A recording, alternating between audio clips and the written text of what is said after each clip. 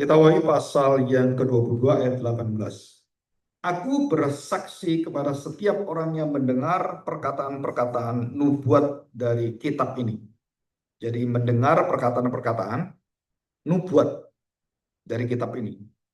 Perhatikan kalimat jika seorang menambahkan sesuatu kepada perkataan-perkataan ini, maka Allah akan menambahkan kepadanya malapetaka yang tertulis dalam kitab ini.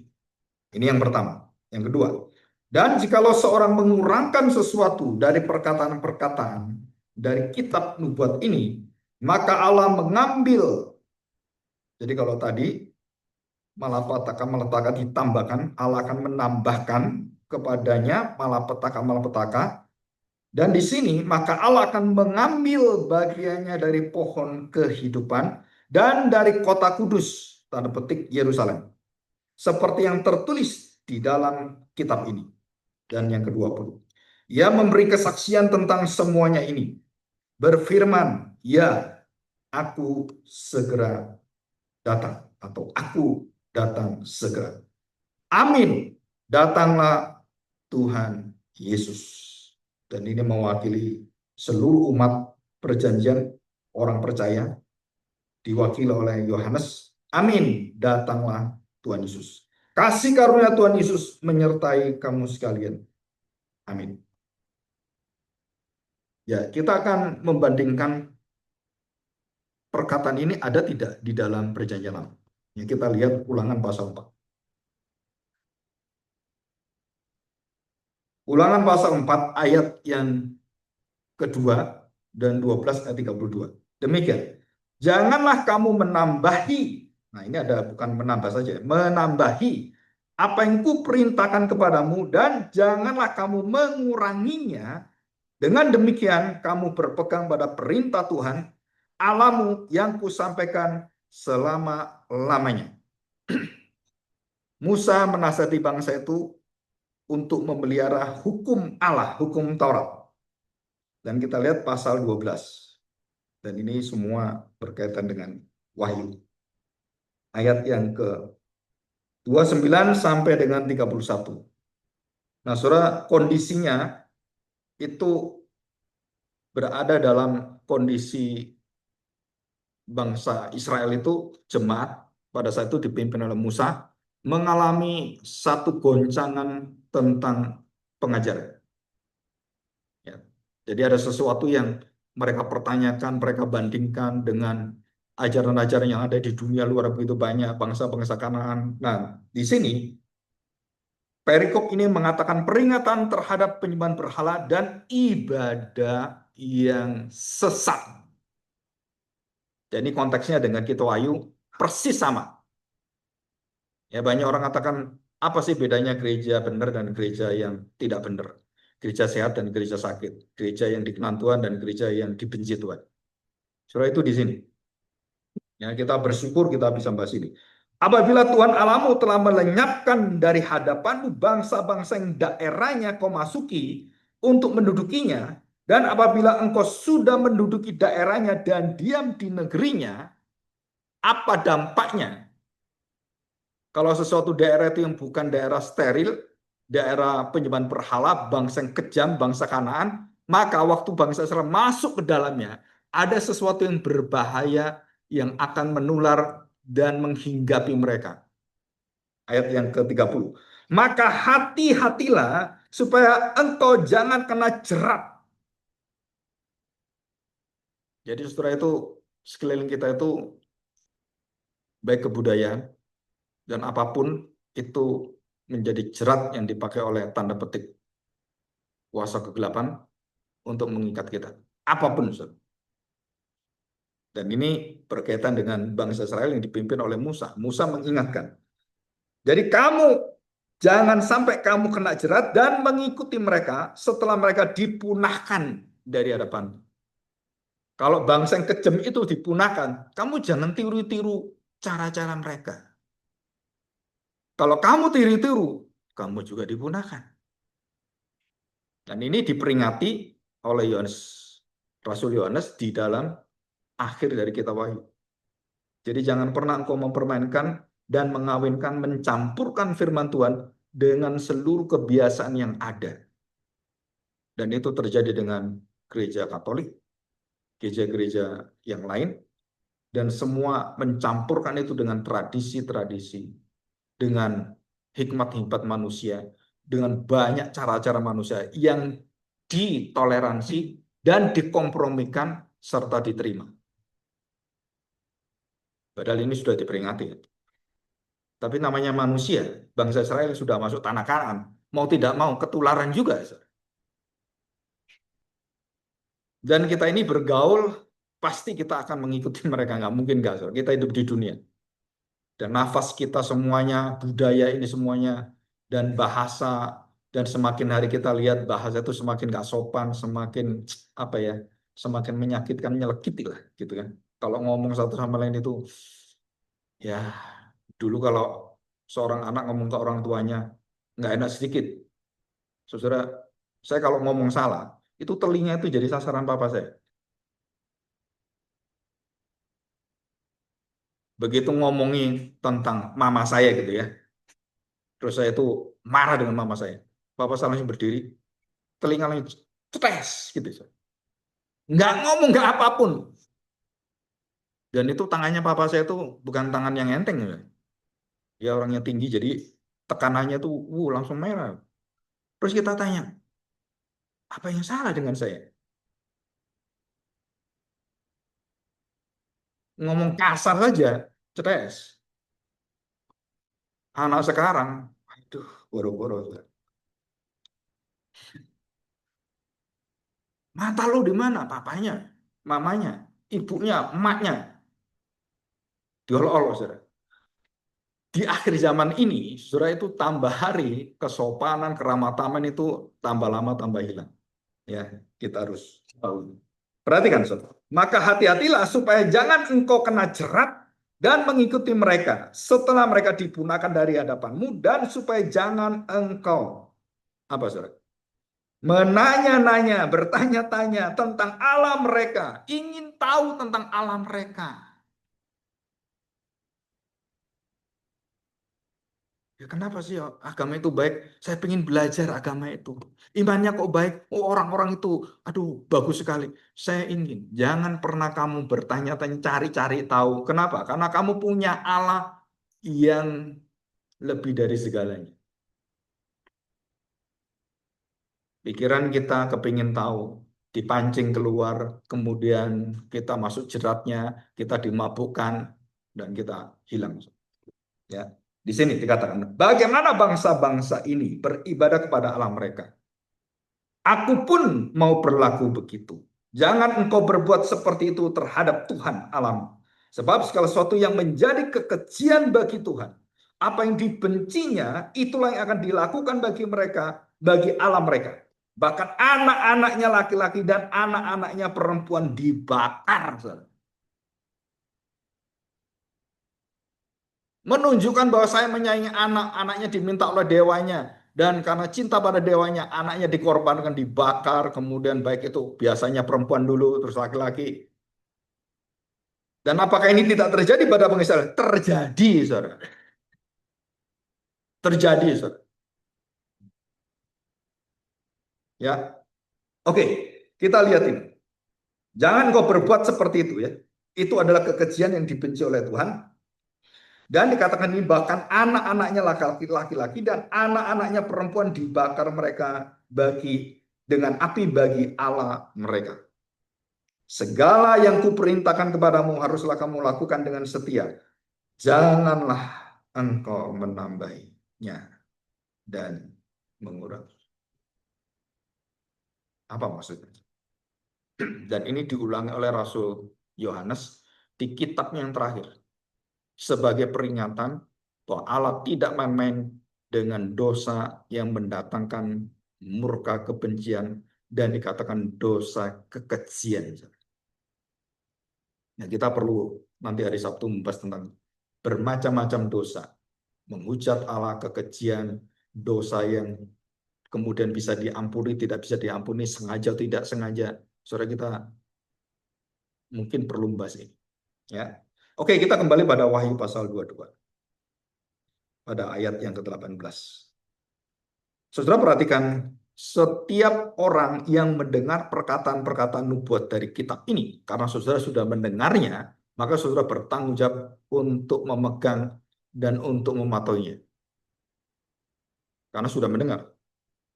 Jadi firman itu adalah firman yang kekal, berotoritas, dan tidak boleh dimainkan, dan tidak boleh dibawa kemana yang sesuai dan yang seperasaan, sekehendak, dan sesenang saya.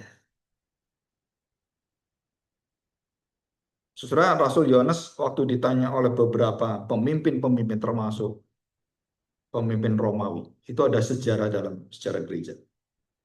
Dan setiap dia ditanya, kenapa kamu tidak mau menghormati kaisar, tidak mau menyembah dia? Saudara, dia mengatakan kalimat yang dia tuliskan sendiri.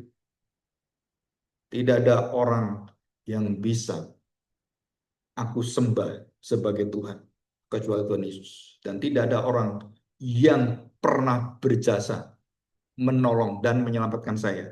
Bahkan kaisar pun tidak bisa tolong saya. Dia bisa bunuh kamu. Silakan bunuh saya. Tapi waktu Yohanes mengatakan kalimat-kalimat ini, apakah dia takut dengan kekuatan Romawi? Enggak takut sama sekali, saudara. Dia takut tidak taat pada firman Tuhan. Dia takut kepada siapa? Kepada Tuhan sendiri. Kalau saya kemudian menduakan Tuhan dan kemudian membuat iman itu kemudian disesuaikan, diadaptasi, kemudian dibuka karena ketakutan, karena banyak konflik di dalam hidup kita, krisis dalam hidup kita, dan kemudian dia, ya udahlah nggak apa-apa lah. Dan kita mengizinkan anak kita, diri kita bergaul dan kemudian melebur dengan mereka dan menjadi orang Kanaan. Tuhan katakan hukumannya adalah kematian.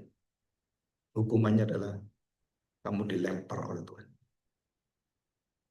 Dan tidak ada tempat netral di dalam hidup iman orang Kristen.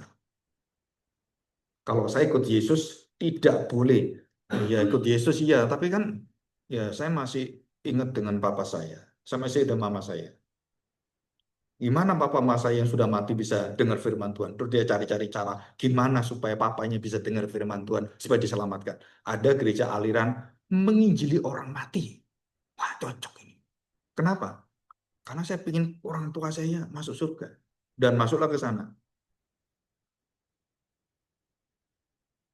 Jadi mencari pengajaran, kalau ini nggak bisa diterima, disesuaikan dengan apa? Yang bisa cocok dengan saya apa ya? Mencari dunia yang lain. Menanya-nanya tentang alam mereka. Gimana mereka bisa berhubungan dengan dunia? Saudara, itu menuju kepada dosa kekejian. Jangan sekali-sekali kamu menanya-nanya. Arti menanya itu adalah mencari tahu dan mau belajar. Dan bukan hanya belajar, mau mengikutinya juga. Dan itu dikatakan menambah atau mengurangi. Jadi firman nih katakan ini adalah bukan solo scriptura, tahu solo, tapi sola scriptura. Bukan poli scriptura, tapi sola scriptura. Dan kenapa para reformator dan khususnya orang-orang yang mau murni seperti kaum Puritan itu menjaga seluruh pengajarannya tidak tercemar dengan apapun dan dia memegang terus kitab suci sebagai kitab yang paling suci dan kudus dan tidak bisa ditambah, tidak bisa dikurang. Jadi mereka bukan mengajar dengan teori, mereka bukan. Mereka mengajar apa yang diajarkan Rasul, apa yang diajarkan Tuhan Yesus sendiri. Jangan mempermainkan firman Tuhan. Dan kita ini dalam hidup kita selalu memberikan excuse. Yalah anak kecil, yalah kan belum tahu, yalah. Saudara nggak bisa seperti itu. Dalam segala konflik tentang pengajaran, saudara kita harus memegang apa yang ditulis dalam firman Tuhan. Nah, nanti kita lihat ini. Nah, oke. Saudara perhatikan. Waktu Musa menutup seluruh daripada kehidupannya dan menutup daripada seluruh tulisan-tulisannya, saudara, dia memperingatkan dengan lembut, dengan nasihat. Dia memberikannya dengan hati yang begitu, apa ya, orang itu eh, bukan baik ya, tetapi sangat lembut gitu. Bisa mengerti jemaatnya. Ya, jemaat ini jemaat yang keras kepala, terkatang kok Tuhan. Kalau kamu binasakan mereka, terus janjimu di mana? Saudara, itu adalah hati Musa. Orang yang paling lembut di seluruh sejarah manusia, itu hanya Musa. Lembut saja. Bisa ngerti orang, bisa ngerti kondisi. Bahkan kondisi jatuh dalam dosa yang seperti itu pun, Musa itu masih berada dan mewakili jemaatnya. Jarang seorang hamba Tuhan seperti itu. Apalagi seorang pemimpin gitu. Kalau orang salah, dia selalu berada di tempat menghakimi orang yang salah. Jika orang itu jatuh dalam dosa, saudara, Musa itu bisa ngerti kenapa kamu jatuh. Dan Musa masih melihat kesempatan-kesempatan itu. Kenapa? Saudara, karena Tuhan itu memegang janjinya. Jadi setiap orang kalau jatuh di dalam kelemahan, jatuh dalam dosa, saudara-saudara ingatkan tentang kemurahan Tuhan. Kenapa? Karena dia masih memiliki kemurahan Tuhan, masa kesabaran Tuhan. Kapanpun ya sampai dia mati. Nah, kita nggak tahu. Jadi apa yang kita katakan itu, kita peringati seperti Musa melihat kepada hati yang lembut, dan kemudian kita lihat Rasul Yohanes melihat kepada apa? Hati Allah yang adil, hati Allah yang menetap, dan dia tidak mau dipermainkan dengan dosa. Nah, itu ditutup. Jadi tidak ditutup dengan hati seperti Musa, tapi ditutup dengan hatinya Tuhan. Kenapa? Coba bayangkan, saudara. Bagaimana Tuhan menanti manusia dari sejak Adam jatuh dalam dosa dengan Hawa. Dia menanti ratusan tahun. Jatuh lagi. Dibinasakan lagi. Nuh dipanggil. Jatuh lagi. Abraham dipanggil. Jatuh lagi. Jatuh lagi. Sampai sekarang. Kesabaran Tuhan itu panjang sekali. 400 tahun. Kira-kira tepatnya 430 tahun. Dari zaman Maliaki sampai kepada Yesus datang, sampai dibukanya kembali suara dari Rasul, bukan Rasul, Yohanes Pembaptis. Bertobatlah. Sampai kapan ini? Sampai Yesus datang, suara pertobatan ini nggak pernah berhenti. Sorry. Kalau dia datang, nggak ada pertobatan. Nggak ada pengampunan. Yang ada apa? Keputusan. Dan tidak ada lagi, ya kasih waktu lagi dong. Nggak bisa. Dan itu Tuhan katakan sudah waktunya. Sudah tepat. Dan setiap kejadian, setiap peristiwa, Tuhan memiliki segala keputusan-keputusan dengan adil. Dan sebelum dia menghukum, dia panjang sabar. Maka kalau kita anak salah, saudara jangan langsung diantem, dipukul, digebukin. Beri peringatan dulu. Itu orang tua yang bijak. Anak salah, wah, nggak benar, duo.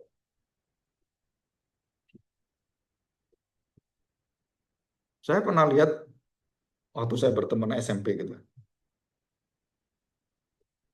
Diminta mamanya, ambilin tuh piringnya mama, gitu kan. Diambil piring. Piring itu diambil. Bukan ini, goblok gitu kan. Terus anaknya ditempel. Oh, serem juga ini keluarga ini. Salah yang seperti itu. Dia yang nyuruh. Anak kan nggak tahu piring itu kan banyak. Terus saya tanya begitu, saya, loh, piring itu yang dipakai mamamu. Iya. Loh, kok kamu ditempelin? Dia maunya tuh piring yang satunya, bukan piring yang plastik ini. Dia maunya piring satunya. Ya kan, gimana kita tahu? Ya nggak tahu juga sih. Maunya mama saya juga apa nggak tahu. Begitu di Kak cocok dengan hatinya, marah tempel. Saudara, kita harus memiliki kebijakan. Jadi kenapa, saudara? Kita diminta bertahan seperti hati Tuhan. Jadi tidak semua peristiwa itu, saudara, itu langsung dihakimi, dihukum. Nah, bahkan di pengadilan dunia ini, saudara, sebelum perkara itu ditetapkan, damai dulu. Betul nggak? Kemarin kita dengar banyak perkara gitu ya. Gubernur dengan seorang perempuan. Suruh damai dulu, saudara. Terjadi satu perkara-perkara apa. Damai dulu. Nggak bisa damai. Nah, baru diproses. Baru dilihat semua perkaranya. Tapi sebelum ini diproses, damai dulu. Dari mana Indonesia punya hukum damai dulu? Dari Belanda. Dari firman Tuhan. Lalu hukum agama mereka, cerai. Cerai deh. Ngomong laki ngomong, cerai. Cerai. Nggak ada babi bubi, po. Hahihu heho. Nggak ada ya. Cerai, cerai.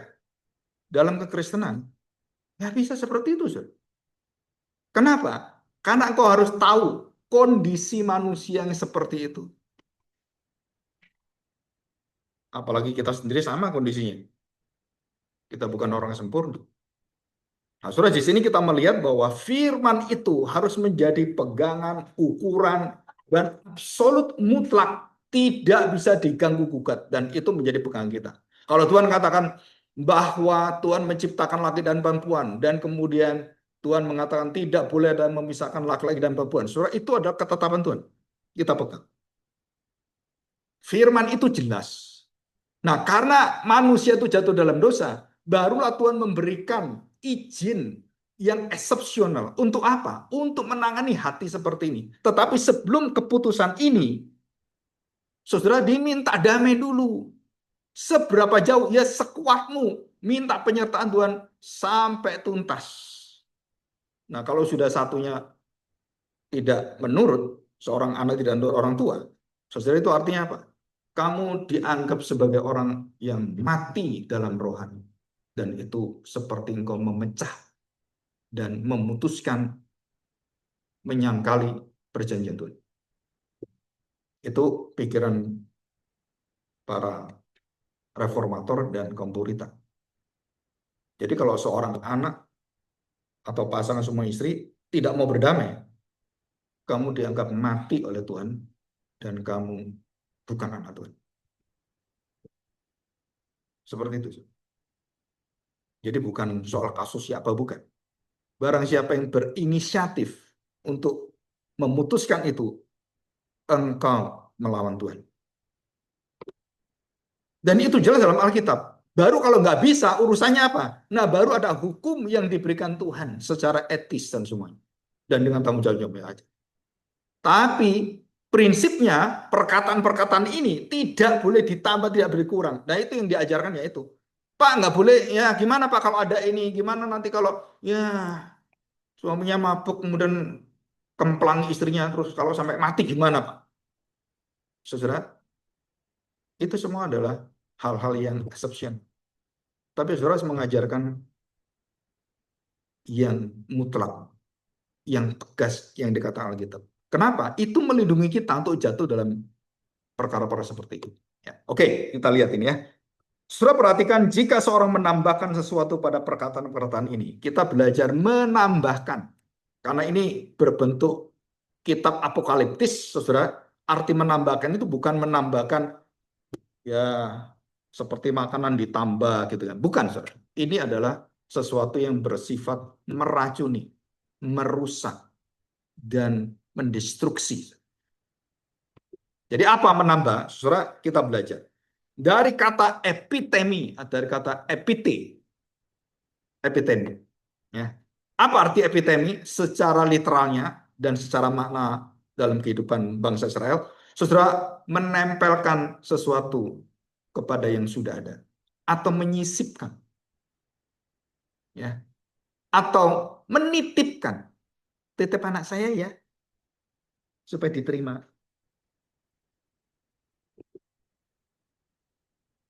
Kan banyak orang seperti itu, mencari PIC-nya, personal in contact-nya siapa. Jadi harus ada kenalan ini. Kalau enggak bisa masuk kamu.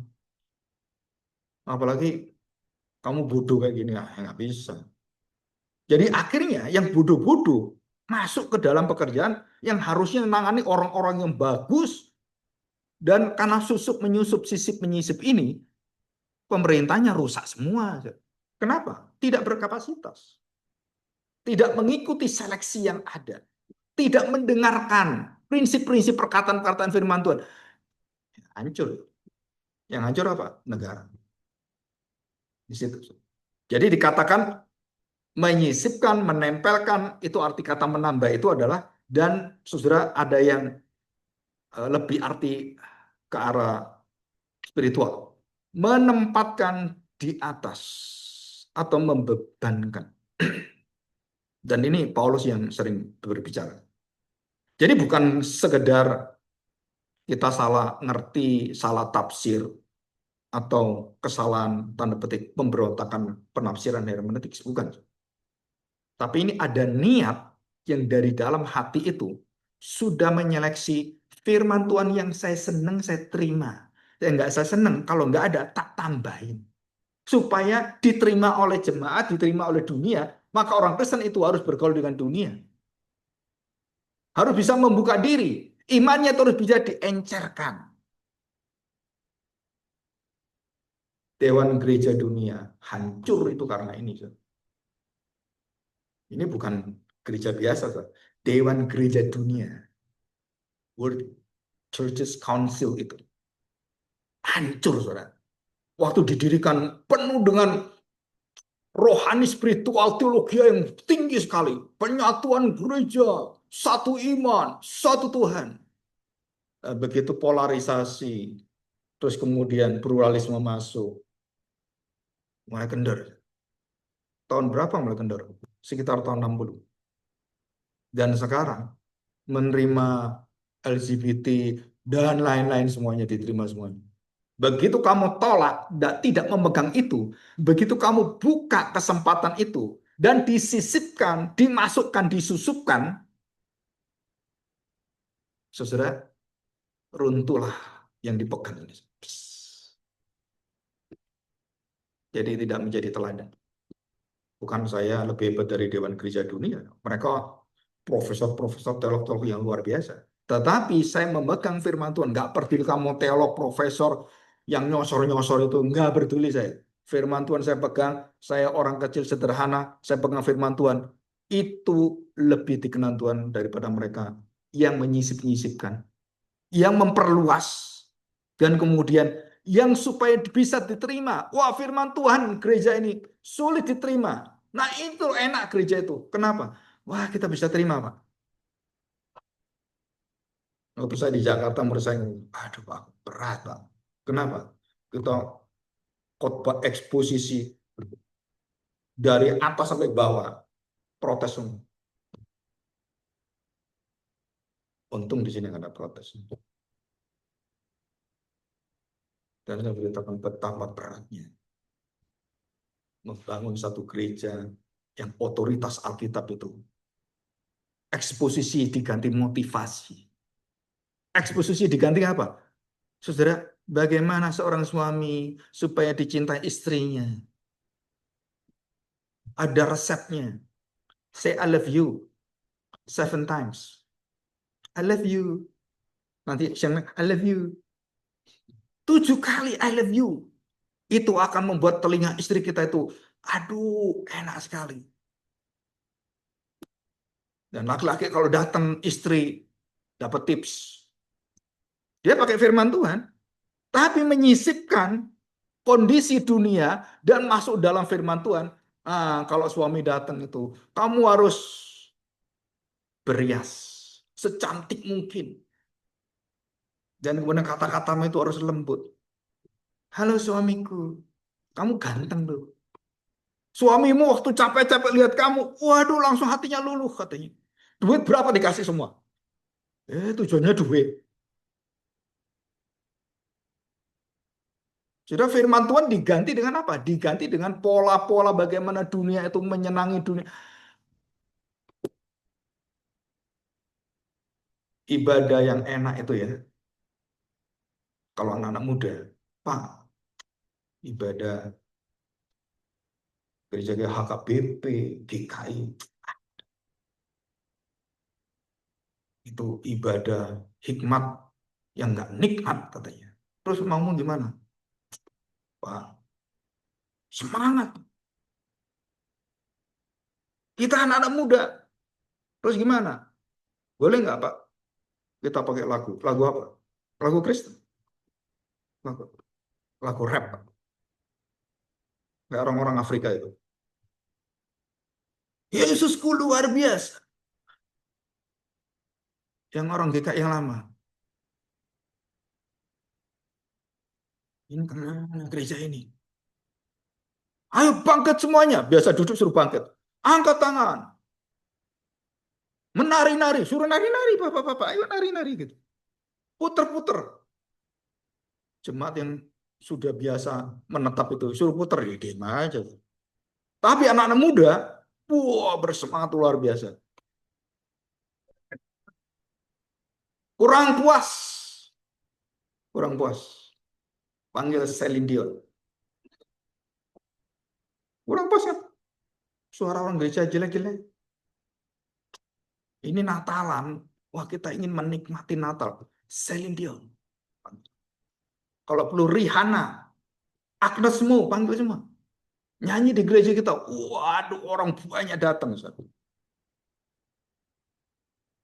Terus dia pikir gereja itu berkenan kepada Tuhan. Pada suatu rapat di gereja. Pak kita mau datangkan artis. Siapa namanya ini? Saya nggak tahu. Saya nggak setuju.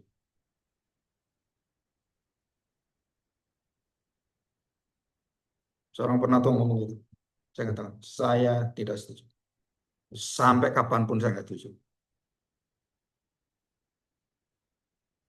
Yang lainnya, ya Natalan boleh lah Pak. Karena ini Natalan.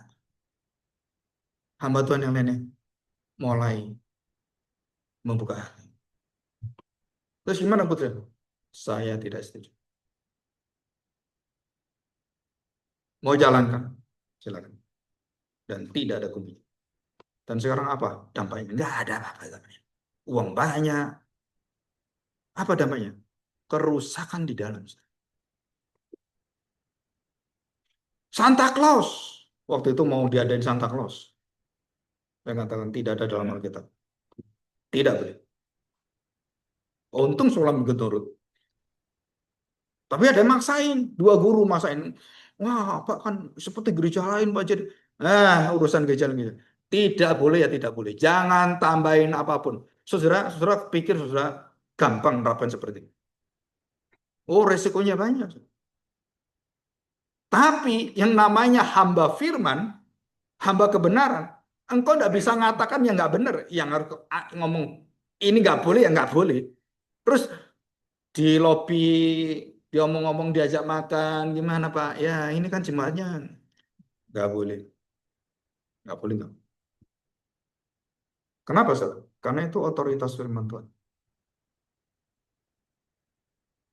Tidak boleh menambahkan. Ini bukan sekedar ya bertoleransi, bukan Sir. Jika ada kebenaran yang dicampurkan sedikit pun itu dicampurkan, saudara itu racun. Nah, ini saya beritahu ya. Ini contoh. Ini saya sendiri ke dokter. Waktu itu masa SMA. Sakit tenggorokan. Dikasih apa tuh Cefradoksil atau apa? Nggak mempan. Kasih amoxicillin. Ini mana minum ya minimal 3 hari sampai 5 hari. Oh iya, gitu. Karena saya harus ngajar dan suaranya harus apa itu namanya harus cepat pulih. Kalau ngajar nggak suaranya kan susah. Maka Saya berpikir kalau satu menyembuhkan saya, maka dua lebih sembuhkan saya. Betul nggak? Maka saya minum. Sekali minum dua. Nanti malam saya minum dua lagi. Tahu akibatnya? Modern. Jangan menambahkan semua yang sudah diprescribe oleh siapa? Oleh Tuhan. Jangan kamu tambahin. Lu kan Tuhan lebih enak. Tambahin. Obatnya tambahin. Itu racun. Tubuh kita sudah diukur tubuhnya berapa, timbangannya berapa, ukuran gramnya berapa. Itu sudah menurut penelitian yang sudah berpuluh-puluh tahun, sudah diuji coba dan diberikan. Jangan kamu langgar. Kalau mau silakan langgar. Artis mau seperti muda lagi. Prosesnya panjang. Operasi satu 2 3 4 5 sampai 7 operasi. Baru mukanya jadi kayak gadis lagi. Padahal dia umur 50 tahun lebih. Operasi. Dok, bisa nggak dipersingkat? Boleh nggak? Sekali operasi langsung jadi gadis. Oh bisa, tapi akibatnya nggak apa-apa, saya tanggung. Dioperasi dia. Nah, karena itu membutuhkan proses dengan daging supaya menyatu dengan daging dan menyesuaikan semua. Dia nggak mau tempel, jatuh terus ketatap ini pintu, prek, pesok. Dok, kenapa sebenarnya? Lah kan kamu minta cepet, nggak ada proses. Kalau diproses itu tahan dia. Bahkan nggak pintu itu kalau nggak bener-bener keras nggak apa-apa dia. Tapi karena kamu mau cepet, ya udah ditempel-tempel gitu kan supaya cepet. Dan begitu kena pintu jebret, mesok. Dan kalau sudah pesok, lebih susah ngoperasinya. Dan berapa artis yang mukanya jadi kayak kambing gitu. Ada orang yang mukanya itu, wah, serem, saudara. Karena ya itu tadi maksa-maksa hancur semua. Saudara, apa yang diminta oleh Tuhan, yang dikatakan oleh Tuhan. Coba kita belajar di Abraham. Abraham keluar. Tuhan, kenapa saya mesti keluar? Tuhan, ini orangnya banyak. Bentar, saya mau ngitung dulu, Tuhan. Ini kemana, Tuhan? Berapa biaya saya? Dan berapa? Nggak ada, tuh. Keluar. Kemana? Aku yang beritahu. Nggak usah nanya-nanya, Saudara. Apakah itu berlaku pada Abraham? Enggak. Semua orang Kristen, kalau diminta oleh Tuhan, ditetapkan oleh Tuhan, Saudara, saudara berjalan. Tuhan tahu bagaimana memelihara kamu. Tuhan tahu bagaimana menyertai kamu. Kemana? Tuhan tuntun. Tunggu saya. Jalan. Keluar dari urusan. Keluar kemana? Nggak tahu. Bawa orang segitu banyak tanya. Pak, Bapak, majikan gitu. Bos, gimana bos? Mau kemana bos? Iya jalan aja. Jalan kemana bos? Ya nggak tahu. Wah, nggak mau ikut terus. Kalau seseorang berjalan hanya dalam iman dan bukan di dalam pengertian ada tujuan dengan jelas, siapa yang mau ikut? Nggak ada yang mau ikut. Tujuannya siapa? Kenapa dia tanya kemana ini? Oh, nggak jelas gitu. Jelas apa yang nggak jelas? Lu jelas mana tujuan? Ini bukan soal tujuan. Ini soal perintah ketaatan. Tujuannya tuh udah dia. Yang menu dia. Yang bimbing kita dia. Yang ngarahkan dia. Semua dia semua. Apa yang membuat kita susah, saudara? Lu beriman itu gampang, loh, saudara. Yang sulitnya apa? Ya karena kamu pikir. Bulat-bulat bulat bulat sendiri, saudara. Bahkan Abraham pun yang taat akhirnya bisa salah langkah bisa, saudara. Kenapa? Ya karena istrinya itu. Ya kamu lihat yang mandul. Tuhan janjikan punya anak. Nah, saya mandul. Ini ada budak kita itu. Masih muda cantik lagi. Udah kawinin dia. Yang penting kan keturunan. Saudara, kesalahan yang seperti ini beratus-ratus tahun, ribuan tahun nggak pernah akor. Kecil loh, saudara. Zaman itu kebudayaan membolehkan seorang suami yang nggak punya anak, pengen punya anak, istrinya malah istrinya sponsor ini, kawin ini supaya dia punya anak. Jadi anakku. Secara budaya semua diperbolehkan, saudara. Tapi Tuhan mengatakan tidak. Kamu akan punya anak melalui Sarah. Tuhan, dia mandul. Sarah sendiri nggak percaya diri juga. Tapi Tuhan katakan tidak. Nah, saudara belajar ini, saudara. Jangan menambahkan, jangan sok ngepinter dengan Tuhan. Jangan sok mendikte Tuhan. Saya ini harus bagaimana itu? Bukan, saudara. Saudara taat dulu. Nanti Tuhan kasih hikmat, Tuhan berikan satu persatu. Dan waktu Tuhan berikan, semua itu waktu kita jalani. Langkah yang paling kecil yang kita jalani dan halangan sebesar apapun, itu roboh sendiri, saudara. Tapi Tuhan menantikan kita kapan kamu taat. Nah, kuncinya adalah, saudara, di dalam kitab Wahyu adalah kamu teguh lurus taat pada Tuhan. Jadi kekuatan orang Kristen itu bukan matanya, bukan pikirannya, tapi hatinya yang menatap pada Tuhan. Hidup sulit seperti ini. Waduh, keluarga saya seperti ini. Aduh, suami saya lumpuh. Terus saya tuh mau apa? Kan gitu kan? Saudara, banyak orang seperti kemudian mulai berpikir menambahkan yang seharusnya tidak boleh ditambahkan. Dengan apa? Dengan cara-cara kita. Sehingga Tuhan itu menjadi panjang sabarnya ditambah lagi. Kenapa? Karena kita nyasar. Bengkok. Kan itu kan tema kita Desember. Dan Tuhan katakan, jangan menambah apapun. Kenapa? Dikatakan kalau kamu menambah, kamu akan ditambah malapetaka, malapetaka. Dan ini khususnya firman Tuhan. Jadi menambah itu enak, saudara. Kurang garam, tambah garam. Enak kan? Kurang manis, tambah manis. Enak nggak? Kurang gurih, tambah micin gitu kan. Ajinomoto. Ya, semoga saya dapat endorse. Potbang mau Ajinomoto kan lumayan, dapat 100 juta.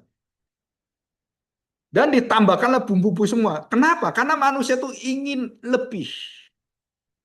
Ingin sesuatu yang cocok dengan hatinya dan perasaannya. Dan sebaliknya Tuhan katakan, jangan kamu mengurangi.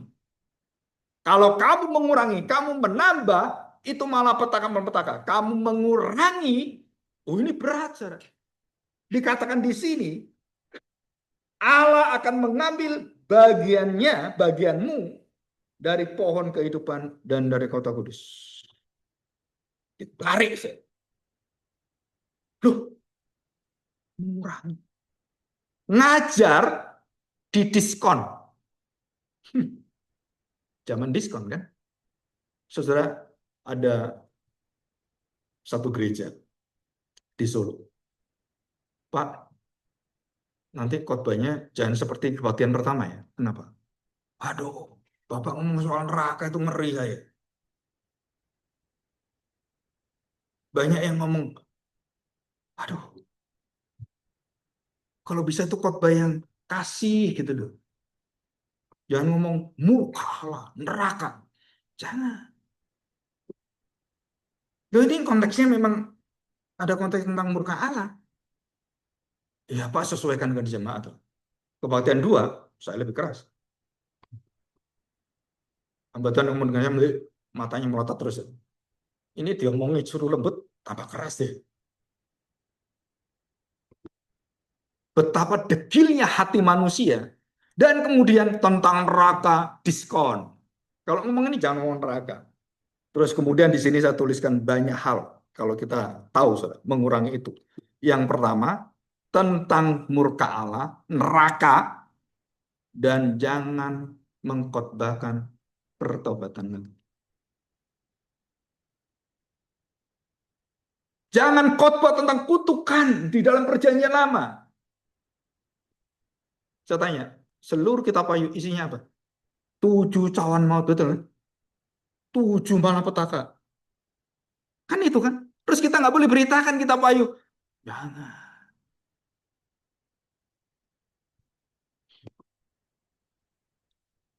Kita menjadi gereja apa, saudara?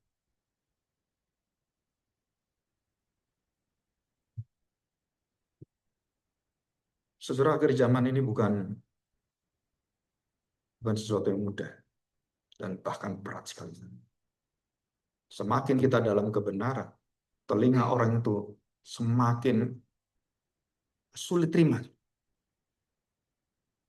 Orang masuk satu tempat itu, udah nggak ke gereja, sudah 15 tahun papa saya ke gereja. Tiba-tiba waktu Natal, ada satu pendeta, barang siapa yang Natal hanya datang waktu Natal, kamu ya celaka kamu. Papanya kena langsung nggak ke gereja lagi selama-lamanya. Kenapa? Waduh, kalau dia ada Roh Kudus dan waktu hamba Tuhan berkata demikian, dia pasti lembut hati. Kenapa, Sir? Karena Roh Kudus akan bawa orang dalam pertobatan. Kalau dia keluar, diperingatkan seperti diberitahu keluar. Saudara, itu artinya apa? Engkau bukan milik Tuhan. Banyak orang tersinggung seperti itu. Makanya kalau kita lihat hamba-hamba Tuhan, apalagi saudara dengarkan orang-orang sekarang, zaman sekarang yang jiwanya itu puritan, saudara dengar dia, itu sampai ada satu acara, Paul Washer khotbah tentang apa itu perzinahan. Paul Washer pernah khotbah. Saudara, tiba-tiba ada seorang perempuan muta-muta. Kenapa? Roh Kudus buka hatinya dan dia jijik dengan dirinya. Dia muta.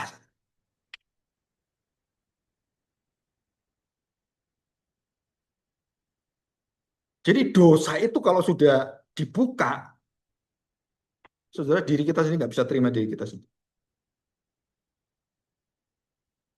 Jadi mengurangi ini adalah satu dosa yang lebih beresiko, lebih berat dari menambah.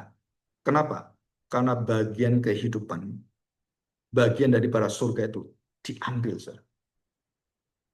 Saudara teliti semua, orang di sekeliling kita. Semua orang-orang yang tidak di dalam Tuhan, yang kabur dalam Tuhan, itu pasti menambah atau mengurangi firman Tuhan. Dengan segala alasan apapun, mereka tidak mau turut firman Tuhan. Dan apa akibatnya? Hidupmu sulit, sengsara, dan kamu kerja mati-matian, nggak ada hasilnya.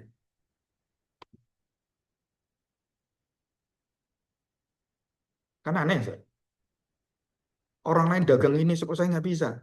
Saudara, kadang-kadang Tuhan memberikan pada kita kesulitan-kesulitan itu untuk mengingatkan kita. Supaya kita datang ikat lagi dengan Tuhan, bersekutu lagi dengan Tuhan, dan menyembah Tuhan lagi. Nah, itu dikatakan dalam Alkitab, barang siapa yang datang kepadaku, dalam segala kesulitannya, saudara Tuhan katakan, aku sebagai Bapa, aku kembalikan semua hakmu sebagai anak-anak kerajaan Allah. Bukan kita pengajaran prosperity, bukan, saudara. Tapi janji-janji Allah itu tidak pernah mati sampai akhir zaman. Barang siapa yang mengurangi, apapun mengurangi,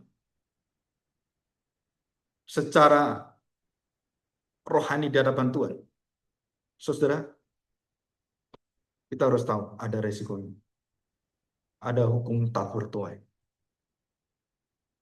Iman kita itu ada hukumnya, saudara. Hukum surga. Firman Tuhan mengatakan, orang yang memberi itu berbahagia, orang menerima itu kurang bahagia. Jadi kita mencapai apa? Orang yang mau memberi. Kamu menerima terus, miskin kamu. Tuhan Yesus mengatakan pada perempuan janda miskin, seluruh orang miskin, paling miskin dia. Dan Tuhan katakan apa? Yang paling banyak memberi kepada Tuhan, dia. Bukan ukuran kemiskinan, bukan ukuran uangnya, tapi hatinya, seluruh hidupnya, dia curahkan untuk memberikan itu. Dan kita lihat orang kaya, orang muda yang kaya, yang merasa semua bisa, dia sudah merasa setia, dan segala kalinya, diminta oleh Tuhan dengan satu kalimat. Ya, satu kalimat. Jual semuanya, beri kepada orang miskin. Saudara, itu bukan masalah harta, itu masalah hati. Dan langsung Dia lepaskan semuanya. Dan apa yang terjadi? Dia kecewa dengan Tuhan. Tinggalkan Tuhan. Itu di Alkitab ada semua. Kalau kita hidup seturut dengan firman Tuhan, nggak mungkin saudara Tuhan biarkan kita di dalam kebangkrutan yang luar biasa. Nggak mungkin, saudara. Saudara kalau nggak percaya, uji semua perkataan-perkataan Tuhan.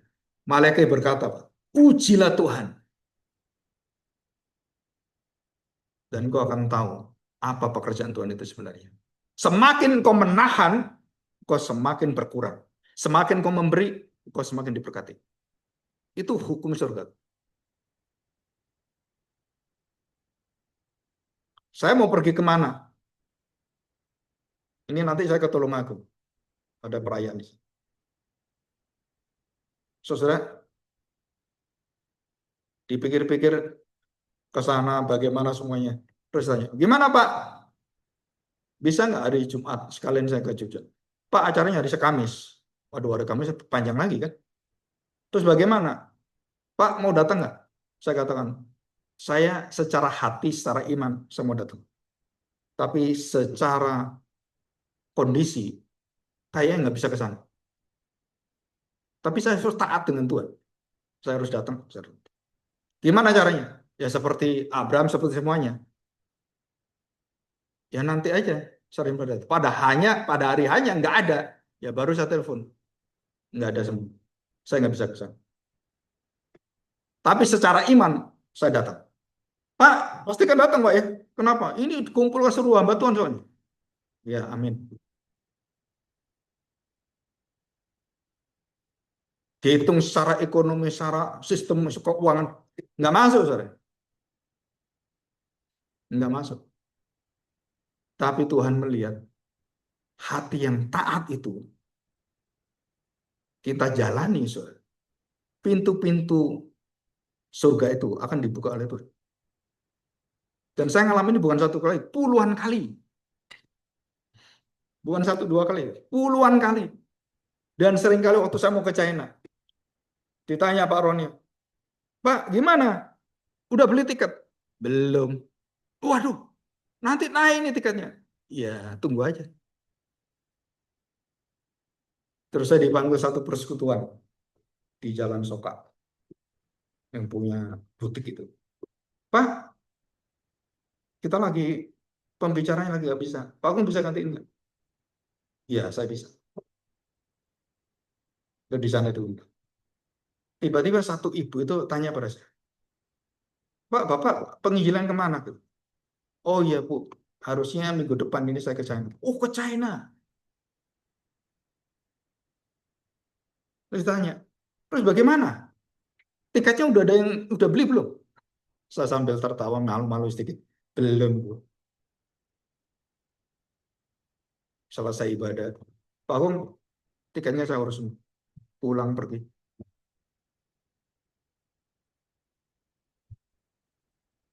Saya ke China itu nggak pernah keluar satu sen pun. Nggak tahu berapa kali, 7, 8 kali. Kalau saya nggak percaya Tuhan, nggak akan pergi ke sana. Jadi kita jangan pernah mengurangi, menambahi. Kenapa? Kalau sudah waktunya Tuhan, sesudah dikatakan sudah waktunya, aku akan datang, pasti datang, jangan menunda. Nah, itu yang terakhir. Jadi kalau kita sudah tahu bahwa firman Tuhan itu, janji Tuhan pasti, dan semuanya dijamin oleh Tuhan, jangan pernah engkau menunda atau malas. Kenapa? Itu akan diukurkan Tuhan kepada dirimu. Jangan pernah mengukur apa yang diukuran Tuhan dengan ukuranmu. Dan ukuranmu itu akan diterapkan padamu sendiri. Dan kamu akan menangisi semua ukuranmu sendiri. Saudara ngajar anak juga sama. Dari kecil, anak didik memberi persembahan. Saya nggak tahu sekolah minggu ada persembahan. Itu penting loh. Supaya apa? Anak tahu diri. Anak tahu bahwa Tuhan itu sebagai rasa syukur kita bisa memberi kepada Tuhan. Kalau dari kecil nggak pernah dididik, dia dewasa nggak akan bisa.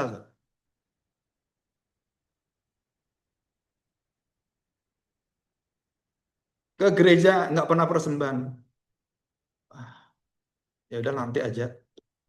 Ya udah nanti aja. Saudara bukan beribadah dengan manusia, saudara beribadah dengan Tuhan. Apakah betul-betul itu adalah menghormati Tuhan? Setiap ibadah nggak memberi persembahan.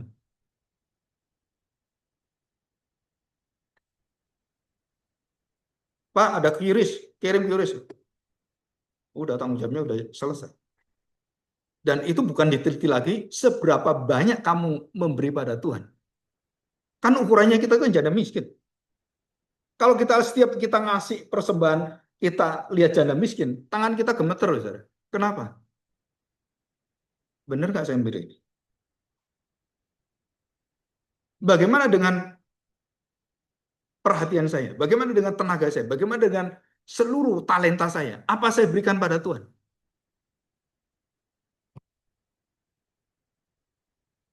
Saudara kita ini hidup dalam agama yang selalu berkata menunda. Saudara ini kunci kerajaan surga.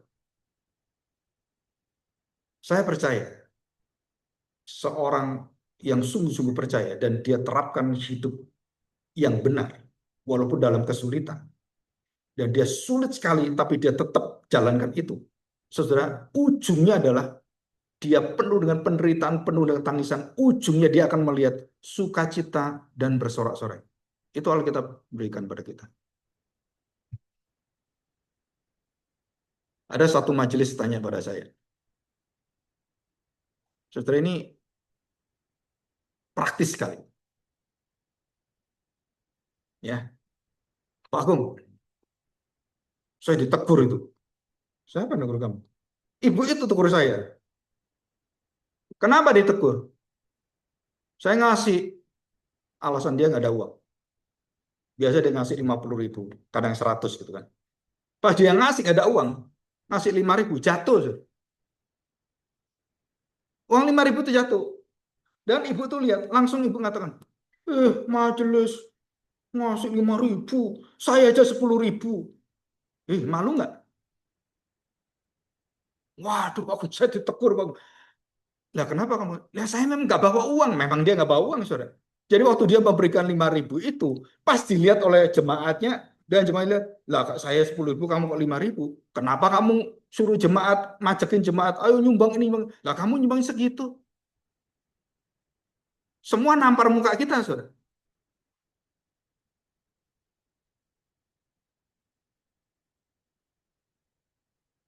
Saudara tahu gereja itu tidak akan pernah kekurangan jika gereja itu menjalankan prinsip kerajaan Allah. Tidak pernah kekurangan, saya percaya itu. Nggak akan gereja itu minta-minta kalau dia menjalankan itu dengan benar. Nggak pernah gereja itu menjadi miskin karena dia dalam kebenaran. Ya karena kita punya hati menunda dan kita tidak serius. Kita asal-asalan ibadah. Saudara hidup seperti ini, itu diperingatkan oleh kitab Wahyu ini. Kamu jangan main-main dengan Tuhan.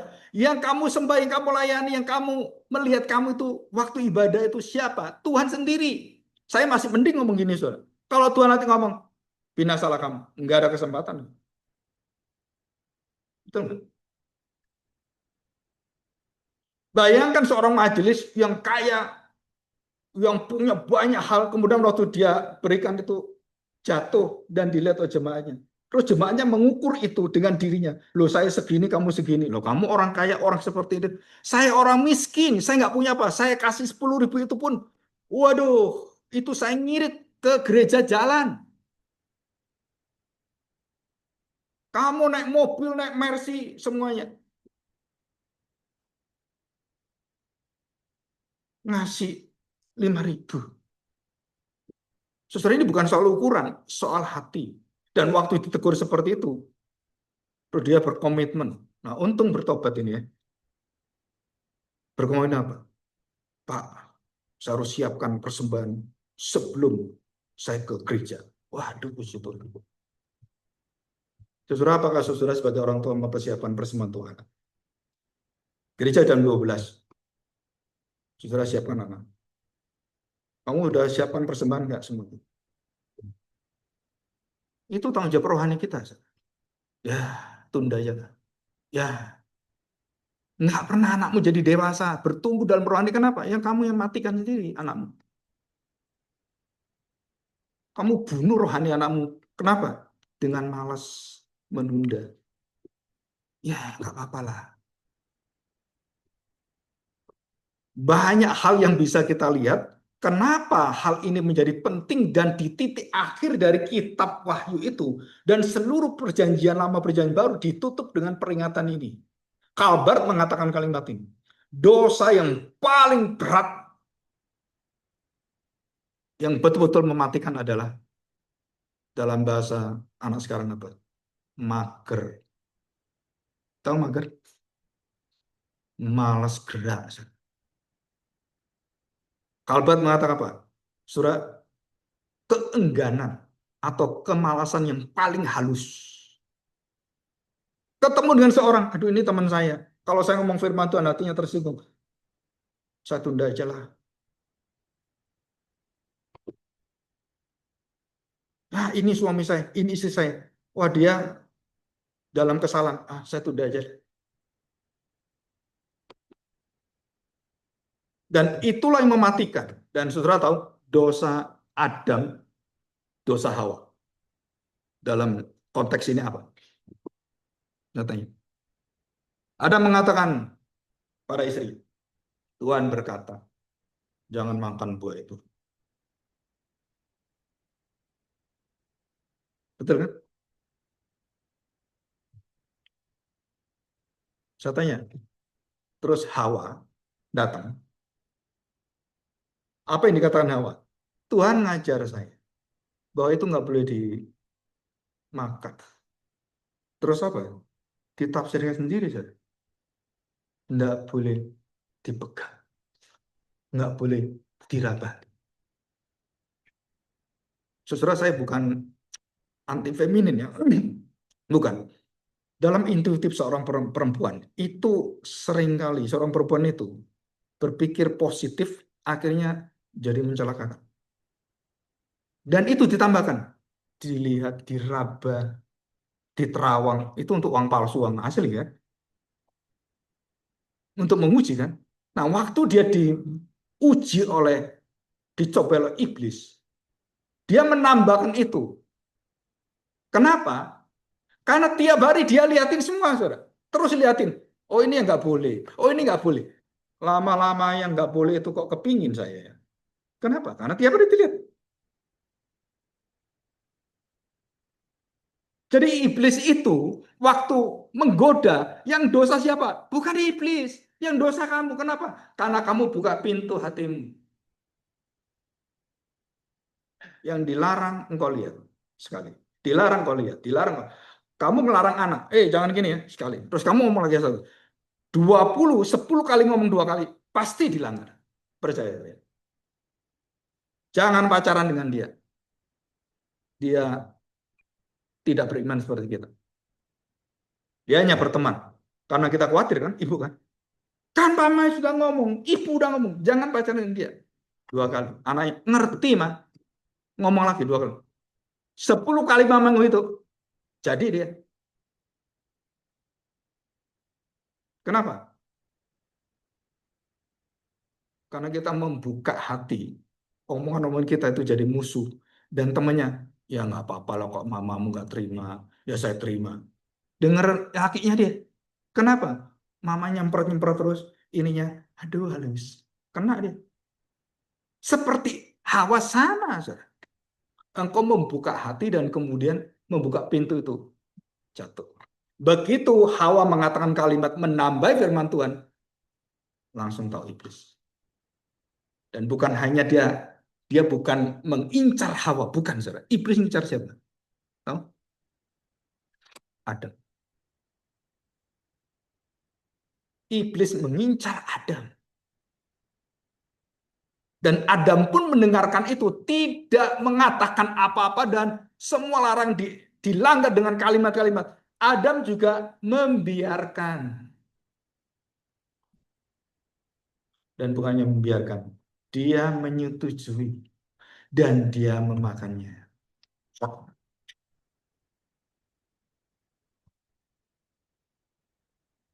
Dan itu sifat dari dosa. Jadi kalau firman Tuhan ini mengurangi, menambahi, dan terakhir menunda, dan kita kemudian, Tuhan masih jauh, kita, zaman kita Tuhan sudah datang, nanti anak cucu kita lah Yesus datang. Nah, saudara, itu artinya engkau tidak tahu kedatangan Tuhan. Begitu kamu mati, kamu langsung bersama dengan Tuhan atau dilempar oleh Tuhan. Jadi kalimat ini sebenarnya aku datang, saudara, itu menunjukkan pada bukan nanti saja, tapi waktu kamu akhiri hidupmu, setiap manusia mati, saudara, itu langsung kalimat aku datang itu langsung dia terima. Kamu menyambut dia, mari datanglah atau tidak, itu langsung di situ. Rasul Yohanes waktu sebelum mati, dia menuliskan suratan Rasul Yohanes. Dan sampai yang sebenarnya ada keempat, tapi nggak tahu kemana. Jadi suratan itu mungkin bukan hanya satu Yohanes suratan 1, 2, 3, bisa 4 atau 5, tapi itu nggak ketemu. Rasul Paulus juga sama, punya surat-surat yang banyak yang dia ngomong itu ada di sini, itu nggak ketemu. Dan waktu dia kalimat terakhir dari dia mengatakan apa? Kerinduanku cuma satu.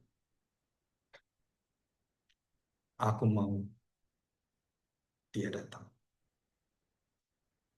Saya tanya, orang kalau sudah hidup, sudah dalam penderitaan, dalam susah, dalam segala sesuatu, dan semua sudah tidak bisa diharapkan, dan hidupnya dia sendiri pun di dalam pulau terasingan, dan semuanya sunyi, sepi semuanya, apa yang diharapkan? Ketemu Tuhan. Betul nggak? Kalau orang sudah suntuk, kepengen mati. Betul? Daripada saya menderita, daripada seperti ini, wah, anak dari SD sampai orang yang sudah tua pun mulutnya satu, pengen mati saya.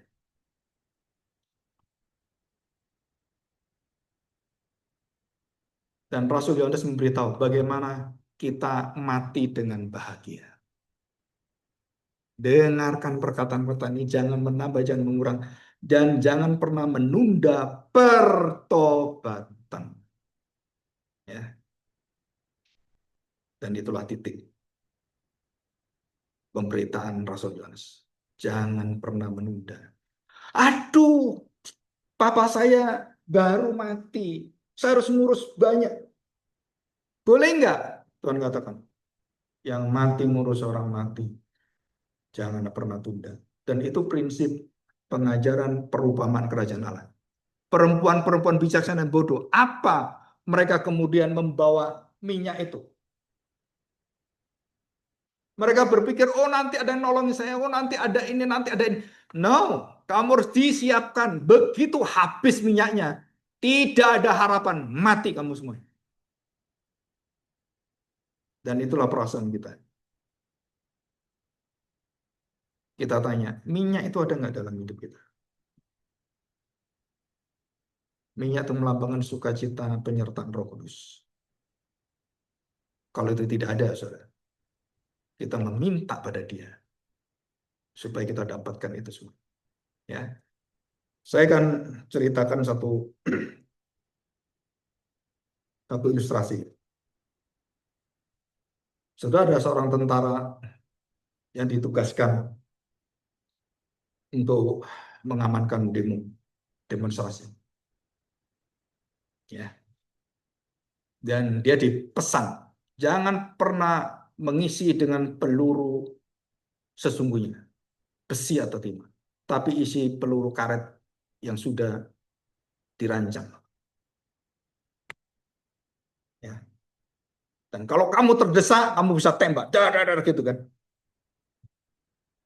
Saudara, karena ketakutan. Karena ketakutan yang luar biasa, maka satu orang itu menyediakan peluru timah yang asli. Dan teman-temannya nggak tahu. Jadi begitu banyak orang kemudian nyerang demonstrasi, nyerang polisi itu. Dan mereka kemudian, wah ini matilah kita. Dan Yang satu ini memberitakan, kamu pakai peluru itu untuk melindungi kamu. Mereka pikir, oh ini peluru karet, diambillah dan ditembakkan. Dia. Kalau biasa peluru karet kan jeder gitu kan, paling orang sakit gitu kan. Ini jeder, blek, jeder, blek. Loh, kok langsung blek-blek semua, mati semua. Jeder. Dan puluhan orang mati, saudara. Setelah selesai, diteliti, dan kemudian diadili. Kenapa kamu membunuh orang itu? Loh, saya nggak tahu, Pak. Yang saya pakai itu peluru karet. Tapi nggak tahu tiba-tiba kok jadi peluru yang sesungguhnya. Siapa ini? Akhirnya diselidiki, ketemu satu orang. Kenapa satu orang ini memberikan peluru besi itu? Daripada kami mati konyol, Pak. Kami isi peluru itu semua. Dan memang mereka akhirnya nggak mati, saudara. Karena demonstrasinya mati puluhan orang. Dan mereka nggak mati. Terus saya tanya sekarang, apa salah prosedur ini? Dia mengganti dan menambahkan peluru yang asli. Untuk apa? Melindungi diri. Jadi sesuatu yang kamu tambahkan atau kau kurangi, seolah-olah itu untuk kepentingan saya. Saudara, engkau sedang membunuh orang. Engkau sedang menghakimi diri sendiri. Dan akhirnya semua jabatanmu, seragamu, lepaskan, topi lepaskan semuanya. Dan bukan hanya dijadikan manusia biasa, engkau masuk penjara. Sama dengan rohani kita. Jangan pernah menggantikan. Ya, kita bersyukur pada Tuhan. Mari kita berdoa, kita bersyukur. Bapak yang baik, kami bersyukur hari ini. Apa yang sudah kami dengarkan, peringatan-peringatan bukan sesuatu nasihat biasa, tapi sesuatu yang betul-betul menggugah jiwa dan hati kami.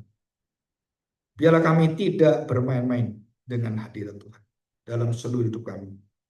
Engkau tahu apa yang ada dalam hati kami. Engkau tahu berapa banyak yang kami ada, apa yang kami miliki.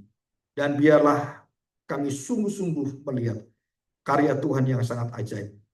Biarlah kerajaan surga yang menjadi terang kekudusan di dalam tengah dunia ini akan memancar keluar melalui hidup anak-anak-Mu yang menghamba pada Engkau.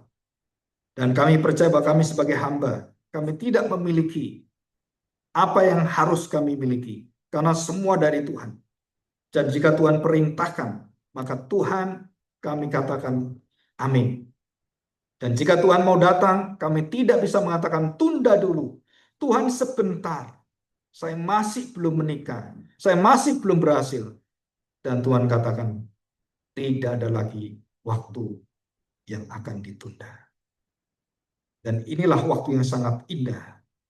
Tuhan, kami tahu bahwa kami adalah manusia yang sering terseret dengan arus dunia ini.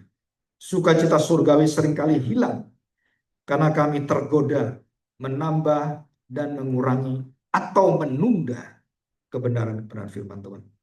Diberkatilah kami semuanya. Di dalam nama Tuhan Yesus, kami serahkan doa kami ini.